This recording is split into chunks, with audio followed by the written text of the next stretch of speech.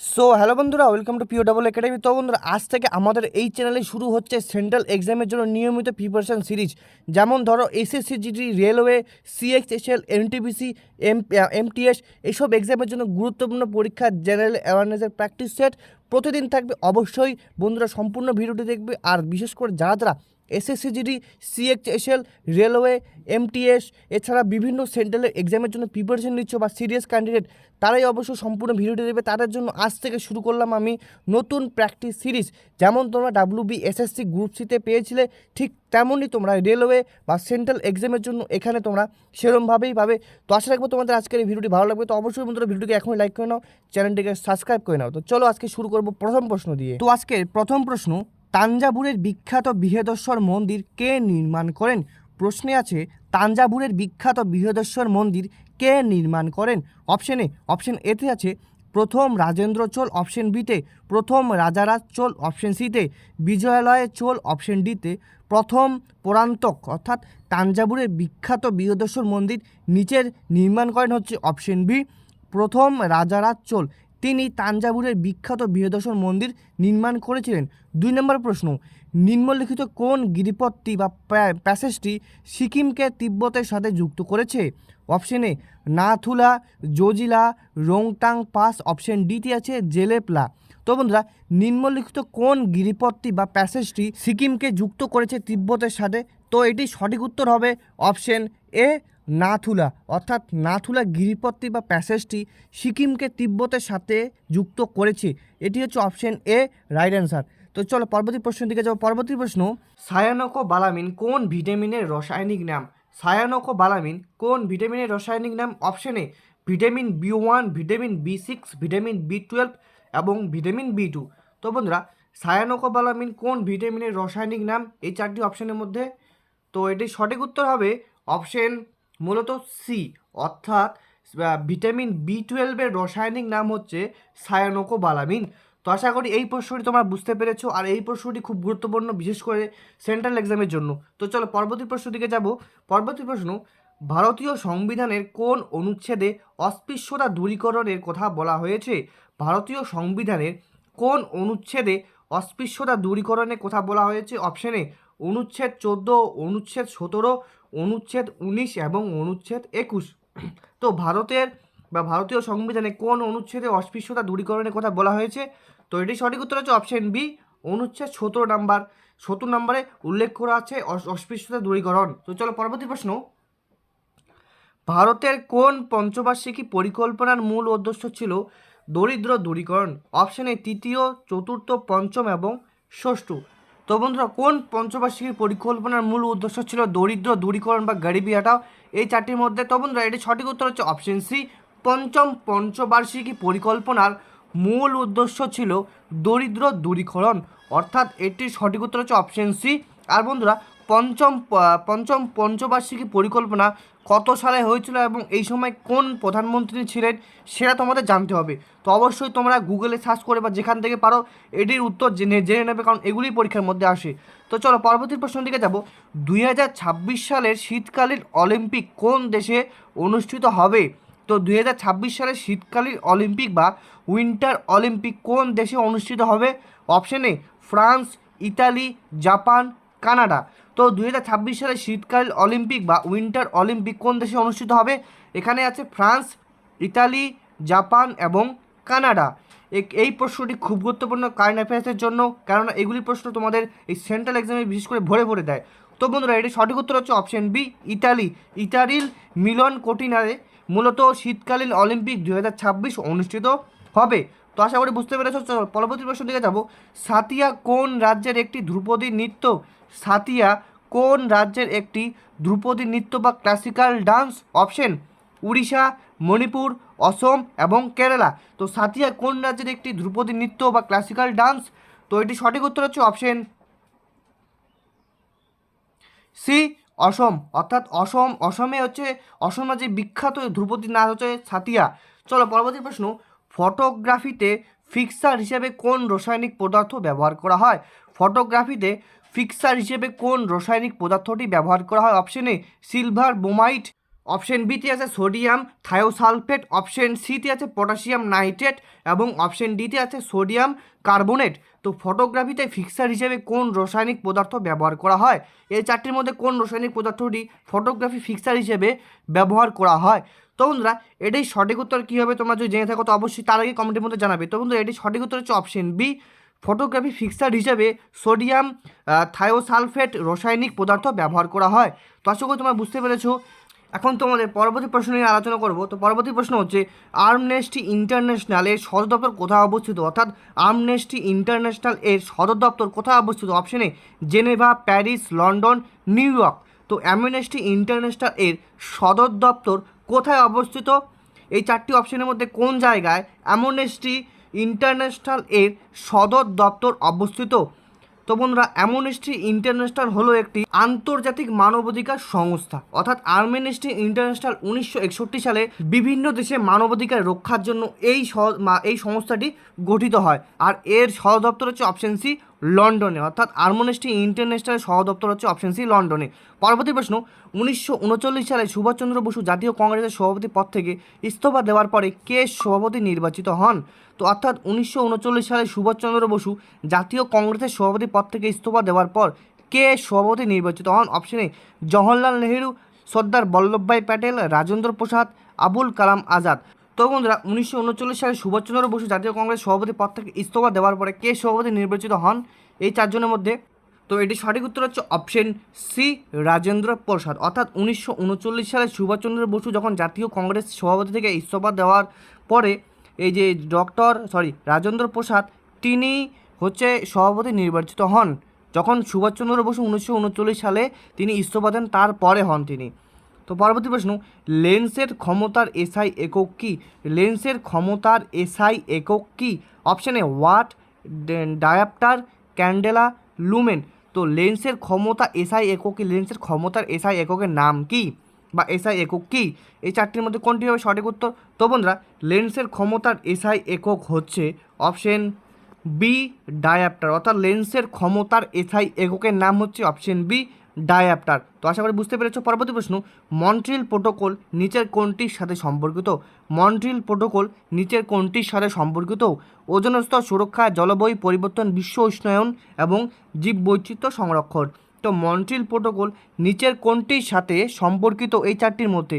তো Montreal protocol হচ্ছে option A ozone স্তর সুরক্ষা। অর্থাৎ অপশন এ ওজোন স্তর সুরক্ষার সাথে সম্পর্কিত হচ্ছে মন্ট্রিল প্রোটোকল। তো চলো পরবর্তী প্রশ্নের দিকে যাব।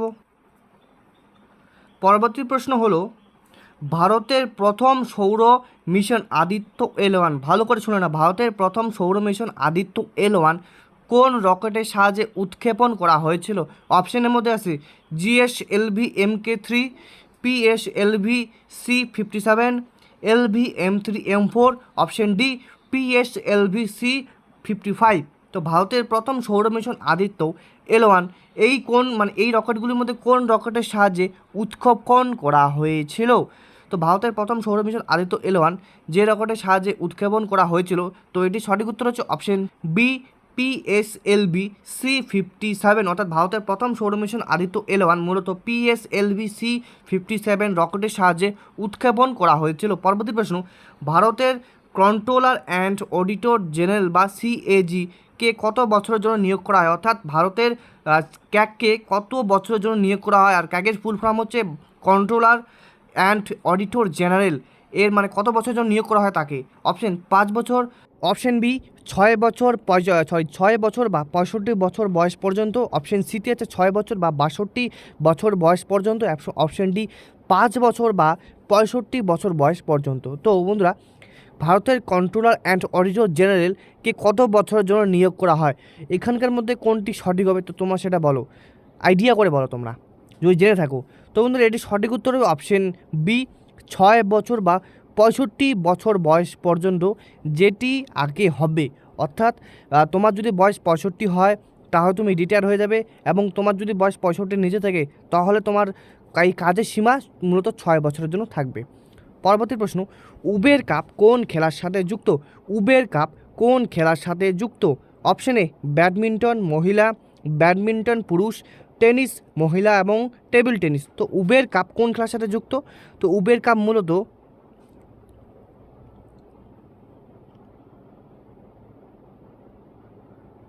অপশন এ ব্যাডমিন্টন মহিলা, অর্থাৎ ব্যাডমিন্টন মহিলার সাথে উবের কাপ খেলা যুক্ত। যদি প্রশ্নে আসে যে উবের কাপ কোন খেলার সাথে যুক্ত, তাহলে সেটি হচ্ছে ব্যাডমিন্টন মহিলা। তো চলো পরবর্তী প্রশ্ন দিকে যাব। গ্লোবাল ইনোভেশন ইন্ডেক্স বা GII কে প্রকাশ করে? ওয়ার্ল্ড ব্যাংক, IMF, WIPO যেটিকে ওয়ার্ল্ড ইন্টেলেকচুয়াল প্রপার্টি অর্গানাইজেশন বলে, এরপরে WEF। তো গ্লোবাল ইনোভেশন ইন্ডেক্স কে প্রকাশ করে? সেটি হচ্ছে option C WIPO, world intellectual property organisation global innovation index প্রকাশ করে। চলো পরবর্তী প্রশ্নের দিকে যাব। আর বন্ধুরা আজকের ভিডিওটা একটু ছোট্ট, তো অবশ্যই পরবর্তী ভিডিওগুলো দেখবে। চলো পরবর্তী প্রশ্ন, তহকিক-ই-হিন্দ বইটি রচয়িতাকে? তহকিক-ই-হিন্দ বইটি রচয়িতাকে ইবন বতুতা, আল বেরুনি, আমির খসরু এবং জিয়াস-উদ্দিন বরুনি। তো তহকিক-ই-হিন্দ বইটির রচয়িতা কে হলেন? অপশন বি আল বেরুনি, অর্থাৎ তহকিক-ই-হিন্দ বইটির রচয়িতা হলেন আল বেরুনি, অপশন বি। পরবর্তী প্রশ্ন দিকে যাব। পরবর্তী প্রশ্ন মূলত তোমাদের বায়োলজি থেকে হবে। তো পরবর্তী প্রশ্ন, মানবদেহের সবচেয়ে ছোট হাড় স্টেপিস কোথায় অবস্থিত? অর্থাৎ মানবদেহের সবচেয়ে ছোট হাড় স্টেপিস কোথায় অবস্থিত থাকে? কান, নাক, আঙুল এবং মেরুদণ্ড। তো মানবদেহের সবচেয়ে ছোট হাড় বা স্টেপিস কোথায় থাকে? সেটি হলো, এই চারটি অপশনের মধ্যে কোনটি সঠিক হবে বলো? তো সেটি হলো বন্ধুরা অপশন এ, যেটির নাম কান, যা মধ্যকর্ণে, অর্থাৎ মানবদের সবচেয়ে ছোট হাড় স্টেপিস মূলত কানে অবস্থিত। এগুলি প্রশ্ন আসে বিশেষ করে সেন্ট্রালের পরীক্ষার জন্য, তো অবশ্যই গুরুত্ব দিয়ে এগুলো খাতায় লিখে রাখবে। পরবর্তী প্রশ্নের দিকে যাব। চলো পরবর্তী প্রশ্ন হলো, an era of darkness the British empire in India বইটির লেখককে? An era of darkness the British empire in India বইটির লেখককে? অপশন অরুন্ধতী রায়, অমর্ত্য সেন, শশী থারুর এবং অপশন ডি চেতন ভগত। তো an era of darkness the British empire in India বইটির লেখককে? এই চারজনের মধ্যে কে an era darkness the British empire in India বইটি লিখেছিলেন? তো বন্ধুরা এটি সঠিক উত্তর হবে অপশন বি শশী থারুর, অর্থাৎ Shashi Tharoor an era of darkness the British empire in India এই বইটি লিখেছিলেন। চলো পরবর্তী প্রশ্ন, কোন নদীকে দক্ষিণ গঙ্গা বলা হয়? কোন নদীকে দক্ষিণ গঙ্গা বলা হয়? কাবেরী, কৃষ্ণা, গোদাবরী এবং নর্মদা। তো কোন নদীকে দক্ষিণ গঙ্গা বলা হয়? তো বন্ধুরা দক্ষিণ গঙ্গা বলা হয় মূলত অপশন সি গোদাবরী নদীকে দক্ষিণ গঙ্গা বলা হয়। এটা সবাই পারে, নর্মাল কোশ্চেন ছিল এটা। তো পরবর্তী প্রশ্ন, নিচের কোনটি রিজার্ভ ব্যাঙ্ক অফ ইন্ডিয়ার কাজ নয়? নিচে কোনটি রিজার্ভ ব্যাঙ্ক অফ ইন্ডিয়ার কাজ নয়? অপশন নোট ছাপানো, সাধারণ মানুষের আমানত গ্রহণ করা, অপশন সি রেপোর্টের নির্ধারণ করা, অপশন ডি বৈদেশিক মুদ্রার ভাণ্ডার পরিচালনা করা।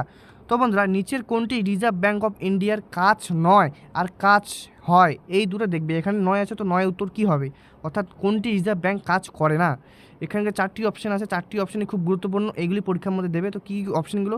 নোট ছাপানো, সাধারণ মানুষের আমানত গ্রহণ করা, রিপোর্টের নির্ধারণ করা, অপশন ডি বৈদেশিক মুদ্রা ভাণ্ডার পরিচালনা করা। তো এটি সঠিক উত্তর হচ্ছে অপশন বি সাধারণ মানুষের আমানত গ্রহণ করা।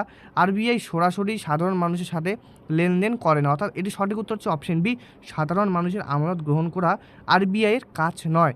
চলো পরবর্তী প্রশ্নের দিকে যাব। লাফিং গ্যাস এর রাসায়নিক নাম কি? লাফিং গ্যাস এর রাসায়নিক নাম কি? Nitric oxide, nitrous oxide, nitrogen dioxide, nitrogen pentoxide. তো লাফিং গ্যাস এর রাসায়নিক নাম কি? তো লাফিং গ্যাসের রাসায়নিক নাম কি?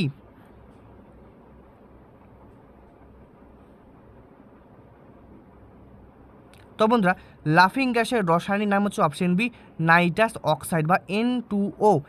N2O হচ্ছে লাফিং গ্যাসের রাসায়নিক নাম। পরবর্তী প্রশ্ন, 2024 সাল 1 জানুয়ারি থেকে ব্রিক্স এ কতগুলি নতুন সদস্য দেশে আনুষ্ঠানিকভাবে যোগদান করছে? অর্থাৎ 2024 সালের 1 জানুয়ারি থেকে ব্রিক্স এ কতগুলি নতুন সদস্যের দেশ আনুষ্ঠানিকভাবে যোগ করেছে? 3টি, 5টি, 6টি এবং 4টি। তো এটি সঠিক উত্তর কী হবে? যে 2024 সালে 1 জনে ব্রিক্সে কতগুলি নতুন দেশে বা নতুন দেশ বা নতুন সদস্য আর কি আনুষ্ঠানিকভাবে যোগদান করেছে, সেটি হচ্ছে 5টি। কী কী? মিশর, ইথিওপিয়া, ইরান, সৌদি আরব, সংযুক্ত আরব আমিরাত। এই 5টি দেশ মূলত 2024 সাল 1 জানুয়ারি ব্রিক্স এ নতুন সদস্য হিসেবে বা নতুন সদস্যের দেশ হিসেবে আনুষ্ঠানিকভাবে যোগ করেছে। চলো এরপরে পরবর্তী প্রশ্নের দিকে যাব। পরবর্তী প্রশ্ন হচ্ছে কেইবুল লামজাও বিশ্বের একমাত্র ভাসমান জাতীয় উদ্যান কোন হ্রদে অবস্থিত? তো কেইবুল লামজাও বিশ্বের একমাত্র ভাসমান জাতীয় উদ্যান কোন হ্রদে অবস্থিত? চিল্কা, লোকটাক, ডাল, উলার। তো কেইবুল লামজাও বিশ্বের একমাত্র ভাসমান জাতীয় উদ্যান কোন হ্রদে অবস্থিত? এই চারটি চিল্কা, লোকটাক, ডাল এবং উলার, এই চারটির মধ্যে কোনটি সঠিক উত্তর হবে? তো বন্ধুরা এটি সঠিক উত্তর হবে হচ্ছে অপশন বি, লোকটাক হ্রদ, যেটি মূলত মণিপুরে অবস্থিত। অর্থাৎ কেইবুল লামজাও মূলত মণিপুরে অবস্থিত। এর হ্রদটির নাম হচ্ছে লোকটাক হ্রদ, যেটি বিশ্বের একমাত্র ভাসমান জাতীয় উদ্যান। পরবর্তী প্রশ্ন, রাওলাট আইন কত সালে পাশ হয়েছিল? রাওলাট আইন কত সালে পাশ হয়েছিল? 1917, 1918, 1919 এবং 1920। তো বন্ধুরা রাওলাট আইন কত সালে পাশ হয়েছিল? এটি একটি গুরুত্বপূর্ণ আইন ছিল। তো এটি কত সালে পাশ হয়েছিল? সেটি মূলত 1919 সালে পাশ হয়েছিল। এবং কেন পাশ হয়েছিল তোমরা যদি জেনে থাকো তো অবশ্যই আমাকে জানাবে কমেন্টের মধ্যে। আমি জানি, তবে তোমরা বলো আমাকে কমেন্টের মধ্যে। পরবর্তী প্রশ্ন, ভারতীয় সংবিধানে কোন তফসিলে পঞ্চায়েতি রাজ ব্যবস্থার কথা বলা হয়েছে? নবম, দশম, একাদশ এবং দ্বাদশ। তো এটি সঠিক উত্তর পেয়ে অপশন সি, একাদশ তফসিলে মূলত পঞ্চায়েতি রাজ ব্যবস্থার কথা বলা হয়েছে। তোমরা আজকের ভিডিও এতটুকু। আজকের ভিডিও তোমাদের আমি শর্ট করে বললাম। এটাতে যদি ভালো রেসপন্স পাই পরবর্তীতে আমি তোমাদের আরও ভালো ভালো ভিডিও দেবো এই সেন্ট্রাল পরীক্ষার জন্য। তো আজকে আশা করি তোমাদের ভিডিওটি ভালো লেগেছে। তো বন্ধুরা আজকের জন্য এতটুকুই। নেক্সট কোনো ভিডিও তোমাদের সাথে দেখা হচ্ছে। চলো।